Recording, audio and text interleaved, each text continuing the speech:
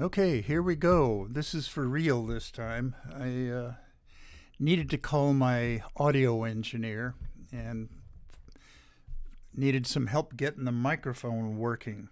Okay, but everything's fine now.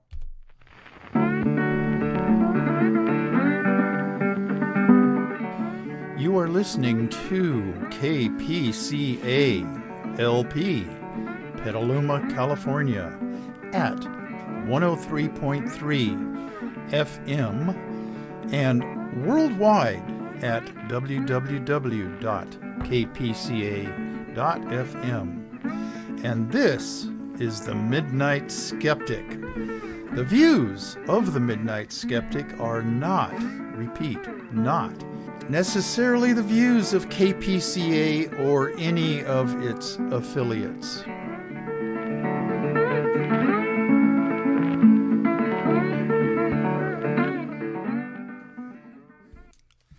Okay, like I've said before, the views of the Midnight Skeptic should be the views of Petaluma Community Access, their television stations, and this radio station, KPCA LP 103.3 FM.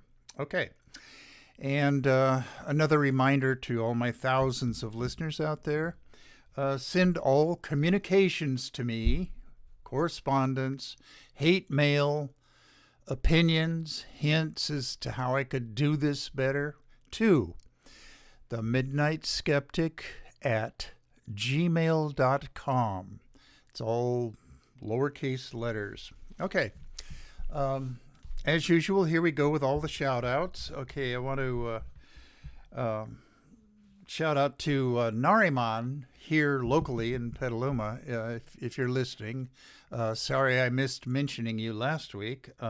Stan down in Pacifica, Rich over in Sebastopol, Yvonne Santos in San Francisco, Shannon Reed out in the wilds of Arkansas, and then the East Coast people, Geraldine Goldfinger out on Long Island, Nelson and Alice Lydell in Florida, Sarasota, and then Amelia Beamer in Edgewater, and let's see, East Coast. Okay, swinging along over to Arizona, my brother Brandon and his niece Andrea and her husband Tim, ex-Marine, booyah.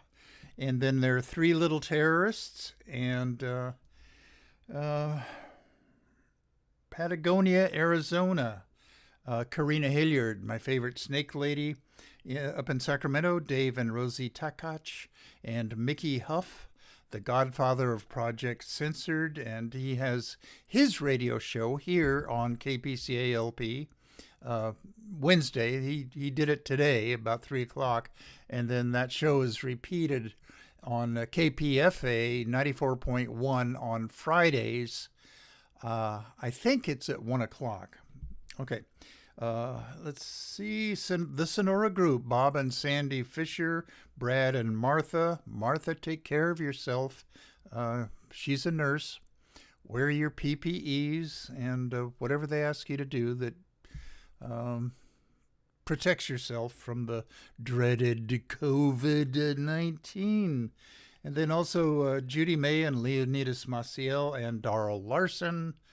And down in Mexico City, an ex-Sonora-ite, I guess, Sonora-ite, in Mexico City now, Rosie Negrete Lopez. Okay, enough of that.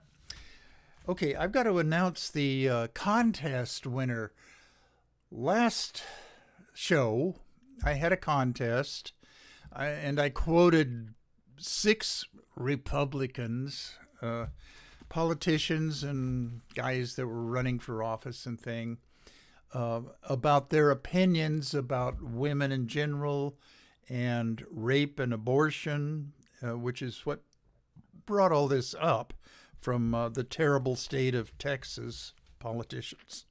And Governor Abbott signed this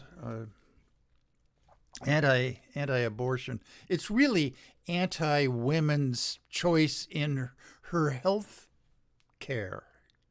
That's what it really is. I wish the anti-abortion or the abortion. Well, no. Okay, I'm getting stuck here. Nobody is pro-abortion, but everybody should be in favor of women's making those kind of healthcare choices for themselves. Okay, enough of that. Okay, here's the winner. Okay, it was Richard Murdoch. I don't think he's in politics anymore. I tried Googling him to try to find out what he's doing now. He's from Indiana. And his infamous quote was, okay, and he's talking about abortion and rape and blah, blah, blah. And he's the guy about God wanted rape to happen. Okay. Right now, I'm gonna quote the exact quote when I get through talking about him. He lost in 2012 a Senate race to the Democrat Joe Donnelly. Even a lot of Republicans in Indiana, and there are a lot of them there, didn't vote for him because he was such a jerk. And let's see, he's a member of the Christian Fellowship Church, which is an evangelical Christian church, very conservative, very right-wing radical, and it's in Evansville, Indiana. Anyway, here's the winning quote from Richard Murdoch, Mourdock. Okay, and this is exactly what he said when he was running for Senate in 2012. Even when life begins in that horrible situation of rape, it is something that God intended to happen. Okay, enough about this guy. I've wasted enough of my valuable radio time talking about this creepy Republican. Anyway, this got 3 votes, and I have to agree that that's the winning or losing vote, depending on your point of view. Okay, enough of that. Okay, and I made a mistake last show. I admit it, and you heard it here. The Midnight Skeptic made a mistake. Okay, when I was kind of advertising the Freedom from Religion Foundation, I gave their website wrong. Okay, it's ffrf.org.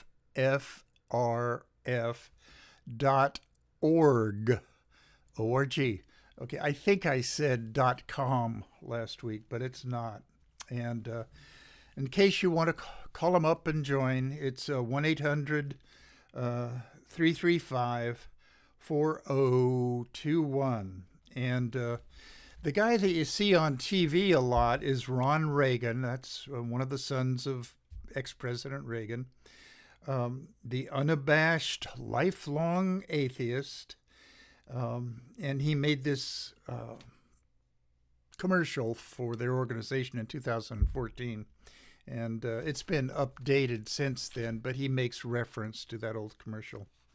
Anyway, Christian nationalism is a very right-wing belief amongst evangelical Christians that they want to impose their beliefs on all of the rest of us. Okay. And if you're, I don't want to say afraid of that, but against that, then, go online and join up, ffrf.org. I'm seriously thinking about it myself, because I've said many times on the Midnight Skeptic show that I have to consider myself an agnostic because I am a skeptic and a member, I guess, in good standing with the Skeptics Society. There's one that meets monthly up in Santa Rosa, and then one that meets monthly down in San Mateo County. I think in Burlingame or San Bruno, one of those towns. I attended one of their meetings. It's a bit too far for me to go. And then, of course, there's a Skeptic Society over in Monterey, founded by Susan Gerbic. And anyway, I have to consider myself an agnostic, not an atheist, because if I were presented with evidence, proof of the existence of God, well, I'd change my mind. Okay, but that's not going to happen. Okay. And in my advertising on my Facebook page about this show, I promised my thousands and thousands of listeners out there that I was going to cough up a lot of good news. I'm not a dour, sad, angry person by nature. That's just not who I am. And I hate being negative all the time. And I always at least give it a good shot for looking on the bright side of life. Okay, here's a bit of good news. In Switzerland, yes, the country of Switzerland, just yesterday, my notes are out of date already. It was on Sunday the 26th. They had a vote. They vote on Sunday there. We should do that, really, and make it a nationwide holiday. In fact, we should have Sunday, Monday, Tuesday, a 3-day holiday, or at least 3 days that the polls are open for voting. Anyway, the Swiss voted on Sunday to allow same-sex marriage. All right. They are one of the last of the Western European countries to see the light and allow it. They allowed civil unions up until now. I'm not sure the date that they instituted civil unions, but people who enter into civil unions don't quite have all the rights and privileges as people who just gotten married. Okay, well, now 2 guys or 2 girls can get married in, I don't know, I doubt if they would consider their union holy matrimony. I don't consider marriage that, because holy matrimony implies the approval in the eyes of God. Okay, enough of that. That was good news. Okay, another bit of good news. Friday, September 17th. That was about 2 weeks ago. In North Carolina, a federal court, a 3-judge panel of North Carolina, not federal, okay, a 3-judge panel on the North Carolina State Trial Court issued a 101-page final judgment and order in Jabbar Holmes et al. Versus Timothy K. Moore, who is the Speaker of the North Carolina House of Representatives. The court finding, quote, persuasive evidence of North Carolina's unconstitutional discriminatory intent in their drawing of boundaries of House Representatives and State Senate and all of that. Okay, followed immediately after by racially gerrymandered districts. I mean, this is what the court is striking down. This ruling amounts to a permanent injunction in North Carolina's General Court of Justice against North Carolina's flagrant attack on black voters when they passed North Carolina Senate Bill number 824. All right. That law has been struck down. Okay.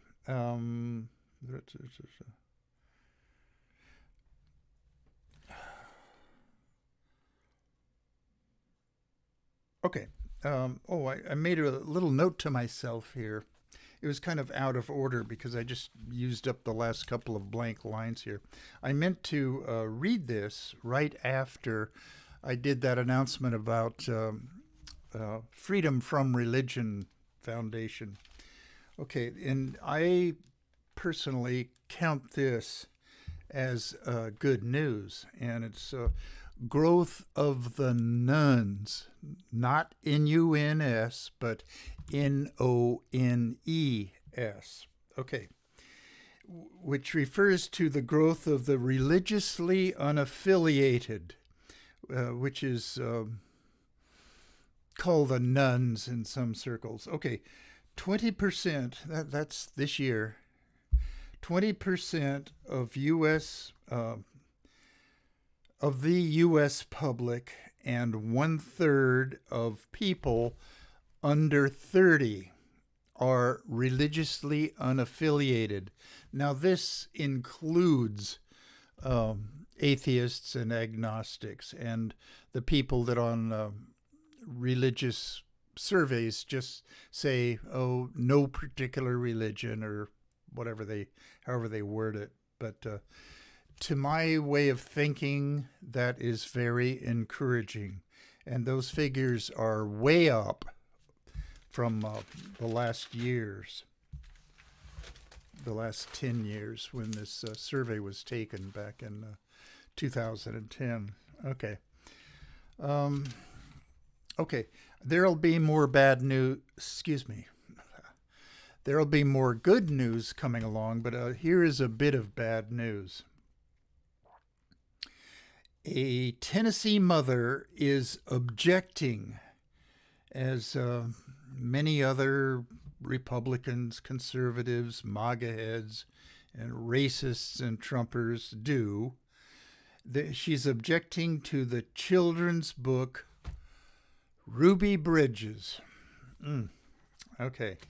If you guys are not familiar with the children's book Ruby Bridges, it's written to be read at a second or third grade level, and it's about the little black girl whose name is Ruby Bridges. She's an adult now. I think she's around 60, give or take. But anyway, she was escorted into her school, and I have to apologize. I failed to look up the town that this occurred in, but she was escorted by federal marshals into the school, and the book is about her bravery and her stick-to-itiveness and her determination to do the right thing. That's what the book's about. It is not intended to make young white children feel bad about themselves. Okay, and I can tell where this is heading, and my listeners probably know this as well, that I'm going to riff about critical race theory. Okay, well, bear with me because I'm going to do it a little bit, but I won't dwell on it for the whole program. Okay. In the second grade level book, there is an illustration of Ruby Bridges being escorted into school through a crowd of jeering white people. You can't tell the story of Ruby Bridges without that. I mean, that's just what happened. That's what made her famous. It's what made the incident famous. Okay. You can't tell the story of Ruby Bridges without mentioning the U.S. Marshals or why they had to be there. Okay, there's, like I say, uh, Republicans and conservatives and Trumpers and MAGA heads, and I call most of them racists. They object to this because they don't want their little innocent children to know that at one time white adults could stand around and mill around at the front door of a school and jeer this little, second grade black girl that just wanted to go to school, and all of these big beefy federal marshals that had to escort her in there. Okay, but according to this Tennessee mom, and her name is Robin Steenman, Steenman. The teaching of children's books about Ruby Bridges, and also she mentions the teaching of about Martin Luther King Jr., violates a recently passed Tennessee law against critical race theory and against teaching that makes any child feel, quote, discomfort, guilt, or anguish because of their race or sex. Okay. Critical race theory. Republicans have seized upon this, and I did a show on this, or half a show, about 4 or 5 weeks ago. There was a Republican operative that was searching around for some new damn issue to play to the anger of the MAGA heads and Trumpers and other assorted losers in our society. So he seized upon critical race theory. And a number of Republican-controlled states, mostly down in the South, have passed laws outlawing the teaching of it. Well, critical race theory was only taught and discussed in graduate schools in colleges, up until now. And it originated from just critical theory, which is, I don't want to say dumb this down. It had to be dumbed down for me to understand it. But critical theory, forget the race part of it, critical theory is a way of analyzing a society or a country by means of its economics, its laws, its social customs, geared toward maintaining the status quo of that society or country through its laws and economics. And the status quo sometimes is not all that great. Maintaining the status quo in our country back in the early 1800s would mean maintaining slavery. That was the status quo. Okay. It was economists and sociologists and legal scholars that originally came up with this as a method of analyzing entire societies. Okay, Marx seized upon critical theory, and out of it came his Marxist-Leninist economic theories, and then out of that came the Union of Soviet Socialist Republics, and then the rest of that is history. and that began in the late 1800s and became a theory in economic circles and legal circles in the early part of the 1900s, 1920, 1930, especially during the worldwide depression is when Lenin wrote about this. Okay, cut ahead to the around 1970, second wave feminism, and certain feminist intellectuals seized upon critical theory to justify their desires for doing away with the patriarchy. Okay, the status quo up until that point, and it's hung on by its fingernails until like now. The male or the men are at the upper point of the social pyramid. Wives are on the second tier, and critical theory analyzes laws and economic policies that tend to perpetuate this patriarchy, okay? And it's the usefulness of it, to the extent that any sociological, economic, legal study is useful, is to help to wipe away these inequalities, artificial inequalities between particular groups. Okay, so 1970, there's critical feminist theory. Okay, cut ahead another decade or two. There is such a thing as critical gay theory.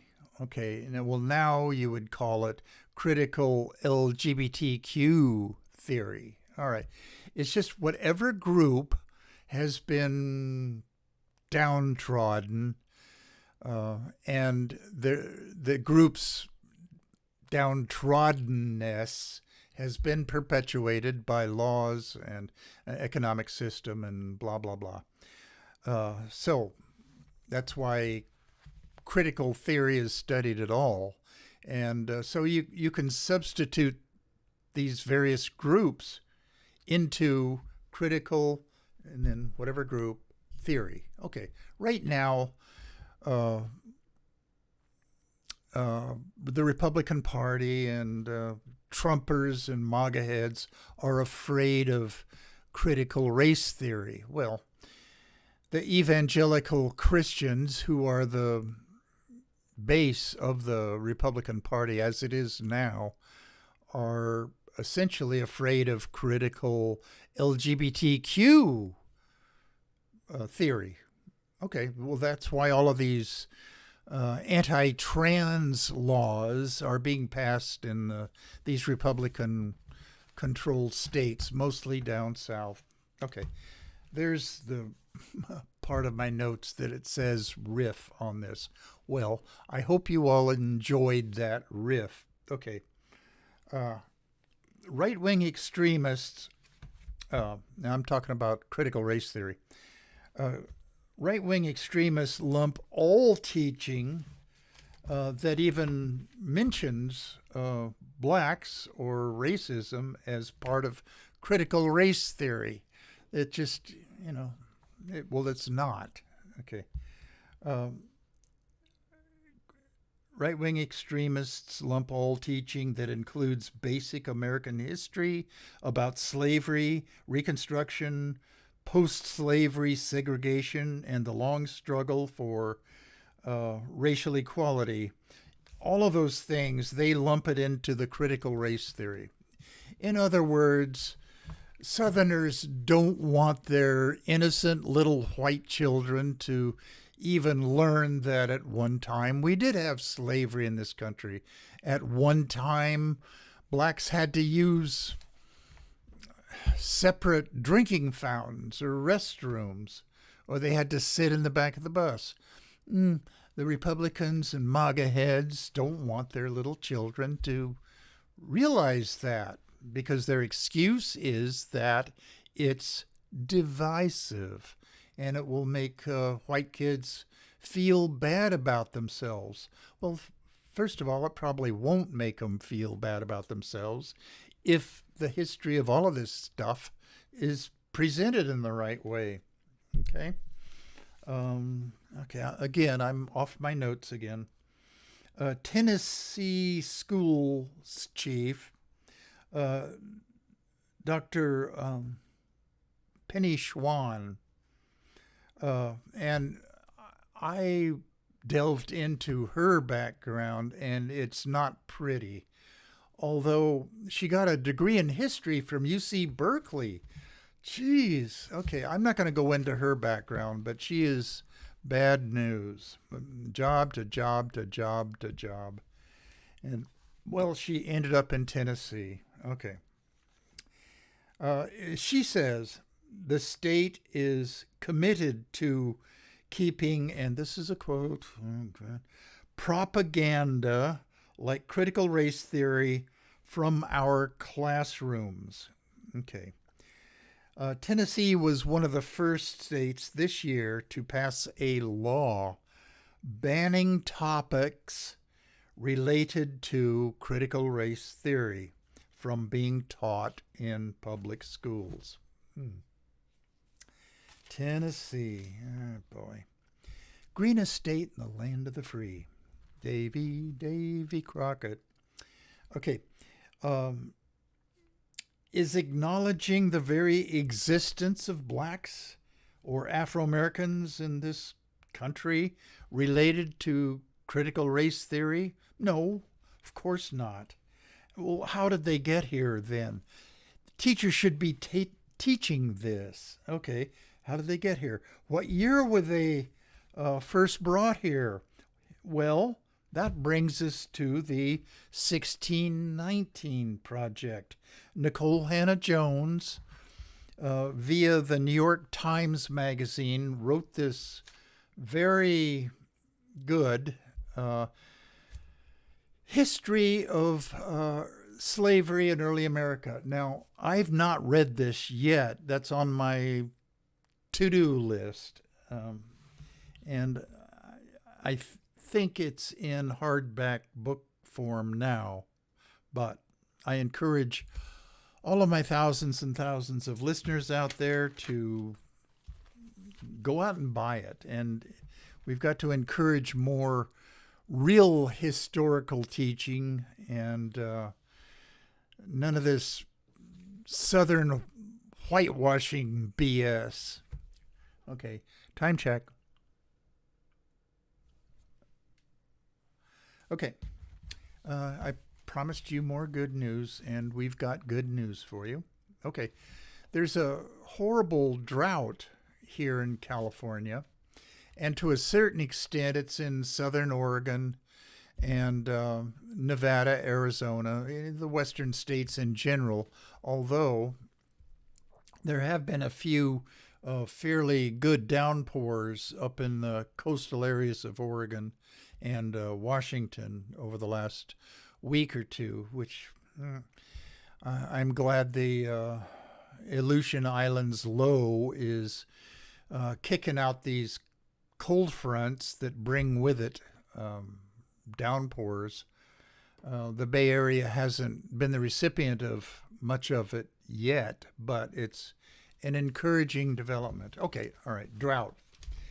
Good news. Red wines are having a great year. Water-deprived vines can produce high-quality wine grapes. Bob and Sandy Fisher up in Sonora, if you're listening to this, this is mainly for you since you guys are really into wine. All of the vintners that grow red wine grapes here and especially in the Petaluma Gap,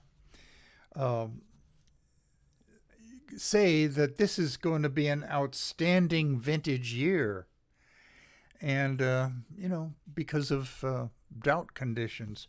Okay, based on research done at UC Davis, at a UC Davis run vineyard of Cabernet Sauvignon grapes at Oakville in Napa County here, this year's wine harvest will be exceptionally good. Okay, so mark this down, 2021. Buy a couple of bottles of red wine and sock them away and let them age properly, and because this should be a good year. Okay, more good news. San Jose yesterday. Okay, this is Wednesday. that I'm recording this. Wednesday the 29th. Okay, Tuesday the 26th. Yesterday, the city council banned the sale of flavored vaping products and menthol cigarettes. Yay! Hear, hear. Retailers have until June 30th, 2022. The echo in my earphones strikes again. Okay, I was saying until June 30th of 2022, retailers, that's the date where they officially have to stop selling them. So they've got from now until then to deplete their stocks of these evil products. I have never in my life smoked, and I consider the tobacco plant just an evil plant. If I tripped over a magic lantern and I picked it up and rubbed it, and a genie appeared and he granted me 3 wishes, I would be sorely tempted to use one of those wishes to just wipe the tobacco plant off the face of this earth. Anyway, so smoking rates are going down. So the tobacco industry is having to concentrate more of their sales efforts overseas, like in China. In 2020, Governor Newsom signed a bill banning the sale of these products statewide, but the tobacco industry launched a referendum campaign that put the ban on hold pending a vote next year. Okay, well, this vote on this referendum to do away with the ban on vaping products, that's going to be in 2022. So I urge all of my thousands and thousands of listeners out there to vote no on this upcoming referendum next year. Okay. More good news from San Jose. Okay. The city of San Jose was once, my handwriting sucks. Okay, was once home to one of the largest Chinatowns in California. And I didn't know this.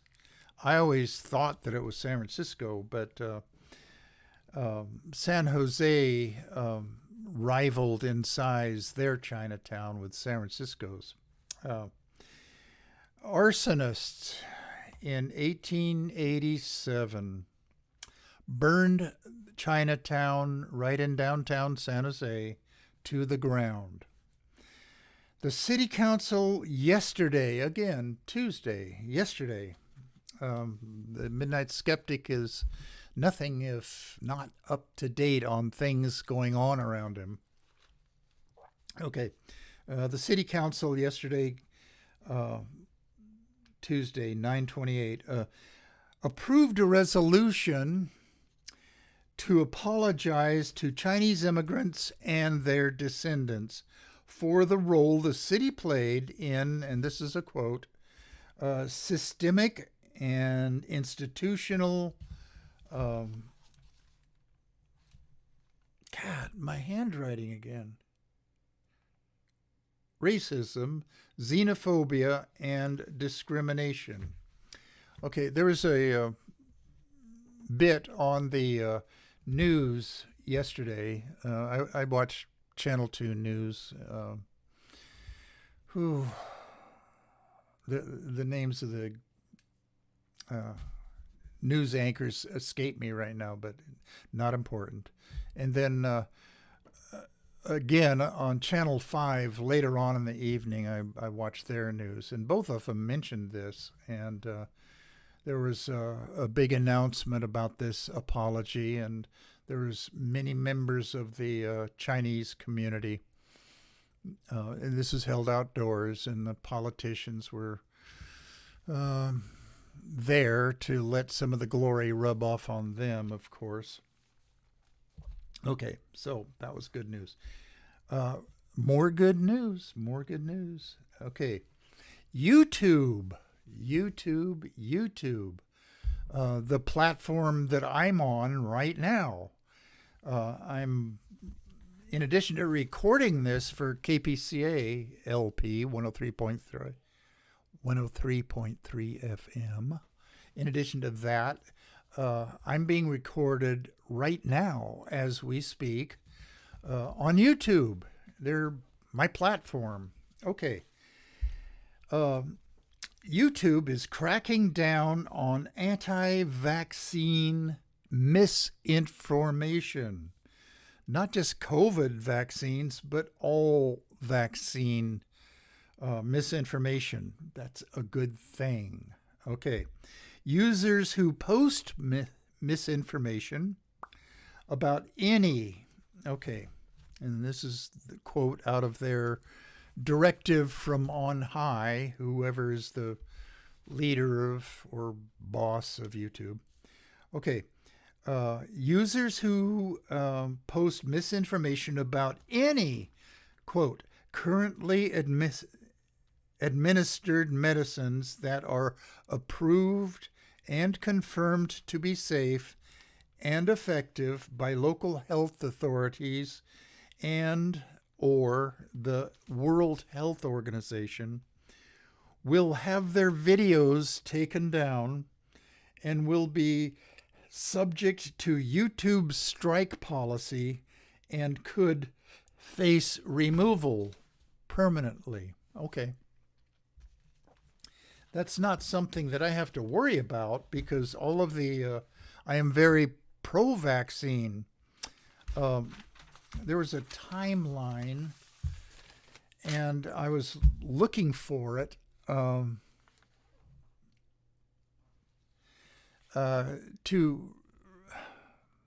to read it to you guys, and it went all the way back into the 1800s.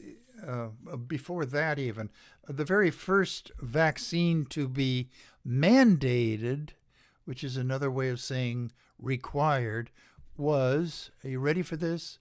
George Washington, when he was the general of the colonial troops. We had smallpox vaccines at that time. I knew we had it at a relatively early year, but I didn't know that George Washington did it.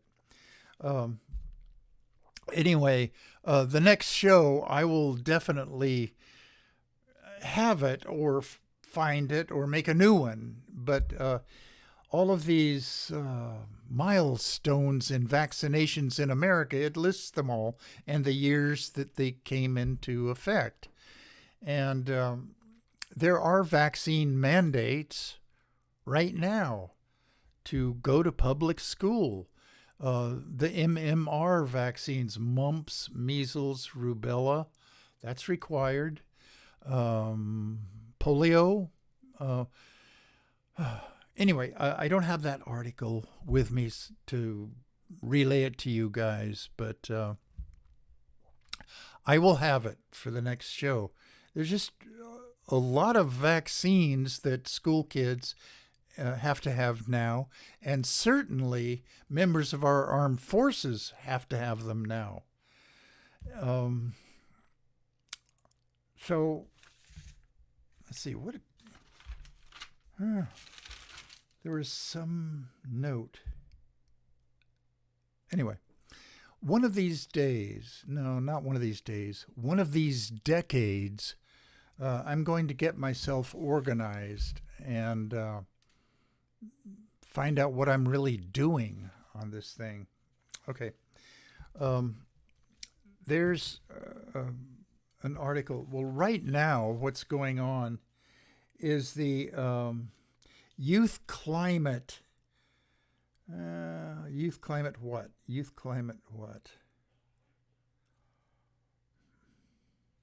Okay, this article that I cut out today, it says in Italy, it's going on in Italy, young climate activists chide world leaders at summit.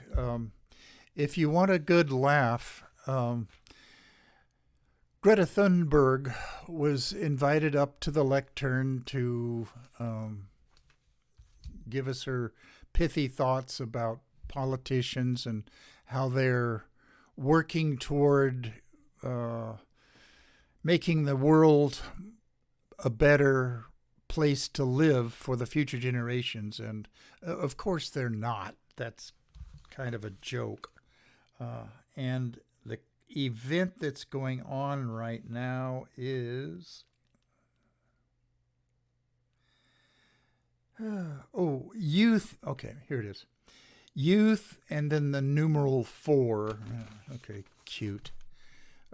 Youth for Climate Summit in Milan, Italy. Okay, well, this is sort of a precursor to the United Nations Climate Summit that's going to be in Glasgow, Scotland, that begins on October 31st.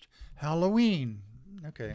Anyway, Greta Thunberg gets up there and she essentially says there's just way more talk from politicians, climatologists, industrial flacks, and they talk about the Green New Deal, and then she says blah blah blah blah blah blah, which is beautiful, and she's absolutely right. There's more talk and less action than we need to save our planet and save our planet for future generations. Okay, enough of that. How much time do I have left? Okay, it is 48. Okay. Give me just a minute here. Oh, one thing I wanted to mention. Oh, how much water? I was going to talk about this. I even advertised it on my Facebook page. Okay, how much water does your body actually require? The myth is that you need 8-ounce cups of water per day. Okay, well, that's not true. It's not even close to being true. I've said all along, and I think way back when the Midnight Skeptic started about 4+ years ago, I did a show on this. Well, you get plenty of water from your actual foods that you eat, and certainly from the coffee and the soft drinks that you drink throughout the day. And believe me, I'm not encouraging you to drink soft drinks, Cokes and Pepsi. They're bad for you for a number of reasons, but the water content of them contributes mightily to to your body's needs. You don't have to follow any particular regimen of self-hydrating. Your body will tell you by the sensation of thirst when you should drink some more water. And the process of metabolism, one of the byproducts of it is H2O. Okay, that goes into your bloodstream to keep yourself hydrated. And this urine color is also BS. Very, very light straw-colored urine. It used to be that, yeah, you're well hydrated. And the darker the urine, the more water you need. Well, that is BS as well. Listen to your body and drink when you actually feel the sensation of thirst. And believe me, you'll feel that if you're in a marathon race or a strenuous workout. Your body will tell you. You don't have to go by any of these benchmark rules. Okay, how much do I really need to drink? We've been taught that 8-ounce glasses of water per day is the magic number for everyone, but that notion is a myth. Said Tamara Hugh Butler, an exercise and sports scientist at Wayne State University. This is where I'm getting all of this stuff, but I've believed it all along. You don't have to carry around a plastic or reusable bottle with you and keep slurping water unless your body is telling you that it's thirsty. All right. Okay. There is a chart, and I'm going to hold it up real quick to my YouTube people. Okay. All 50 states are represented on this graph by a little circle, and the circles are either filled in dark blue, light blue, or kind of bluish grayish. And some of them are pinkish to deep red. Well, that's the political leanings of these. There's 50 of these circles. Each state has one circle on here. And the way they're arranged is a percentage of vaccination. The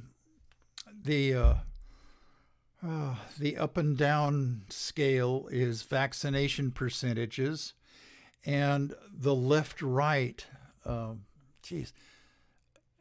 one's the abscissa, one's the, these terms escape me, but the up and down one is percentage of vaccinations, and the left-right one is voting intensity for either Democrats or Republicans.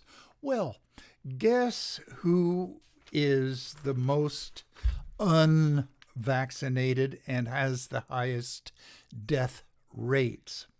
Well, it's these red circles, these red states. And, okay, I'm not going to... The bottom line for all of this is that the stupid-ass MAGA heads, Trumpers, conservative, evangelical, Republican base, in their refusal to get vaccinated or to wear masks, they would rather die than admit that the liberals, from their point of view, are right. They're like a petulant little kid that just they fold their arms and stamp their feet and say to the government experts, you can't make me when it comes to vaccinations or mask wearing. And they're paying for their stupidity and recalcitrance. Okay. I hate to sound like I'm mean and making fun of the MAGA heads. Actually, I'm not all that sorry, or I don't feel guilty about it, but they're bringing their deaths on themselves. And do I feel sorry for them? I kind of do, but there's a side of me that says, all right, well, the percentage of Republican voters is going down, down, down. All right, so play out music.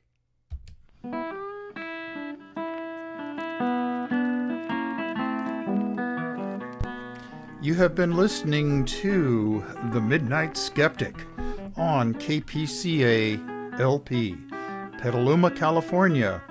And we're at 103.3 on the FM dial and worldwide at www.kpca.fm. Support community radio at patreon.com/Petaluma Community Access.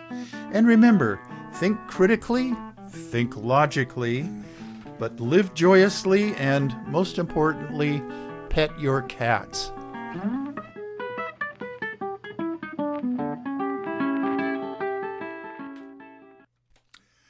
Okay, I'm back on my regular schedule again, every other week. So this show that I just recorded now will be broadcast on 1, 2, 3, Sunday the 3rd. And then it'll be repeated on Sunday the 10th of October. And so that about wraps it up. Like I say, KPCA cuts me off at 58 minutes exactly. And I'm looking at my little seconds and minutes countdown on my computer screen here.